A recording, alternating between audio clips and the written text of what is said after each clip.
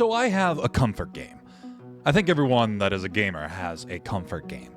A game that you can play that will refill your soul. It doesn't matter what the genre of the game is. If it heals the soul, then you're good, bud. Now for me, that game is Terraria. This game to me is the equivalent of eating a big home-cooked meal that fills your belly and gives you your brain the necessary serotonin that was missing in my head.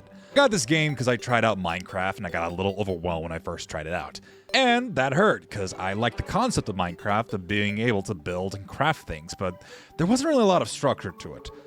Sure, there were things you can do to beat the game, but doing all that in a first-person perspective in a very big world is very overwhelming. A little too open-ended for my taste, but hey, I've heard that there's mods out there to add structure and stuff, and in one of my streams, someone pointed out to me that there was a mod called Cobblemon, and hey, with those in mind, I might give Minecraft another shot. But yeah, Terraria for me is much more digestible of a game in the style of Minecraft. I think it has to do with the world being much smaller and being in a 2D side-scroller perspective. So what about the game that is comforting? Well, I think it has to do with the fact it's just a turn off your brain kind of game. And there's nothing wrong with that.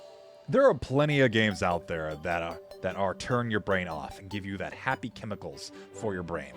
That's why I like the Monster Hunter series.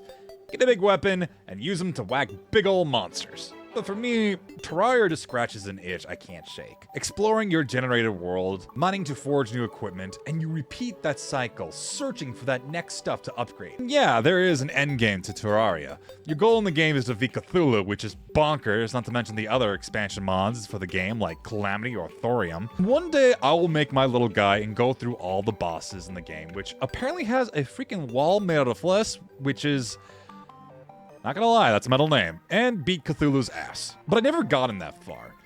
I've always ended up starting over the new world, building a new guy, and exploring the place. That part of the game has me in a chokehold. I don't know why, but having nothing and crawling your way to reach a state where you can fend yourself against crazy-ass monsters is a good feeling. It's comforting you can start from having nothing and get stronger the more you explore.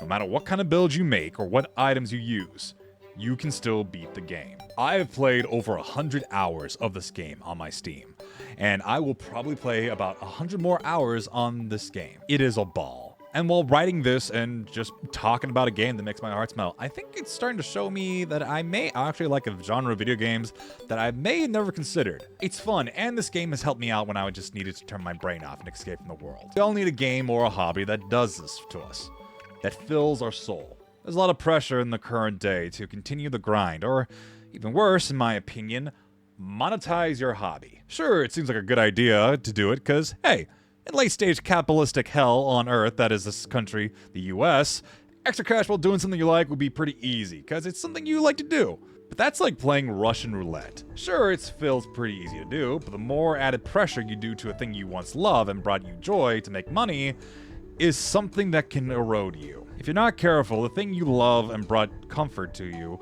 will bite you and spit you back out. Sometimes you need to make a clear line for a game that you love that helps your soul get a little lighter to not monetize it, to keep it like a safe space. As some of you guys may know, I'm a content creator. This channel here is a side channel for all my gaming stuff I do for like Twitch, and my main channel is D&D and TTRPG focused. I got my start on TikTok, and somehow I became a pretty big creator on there.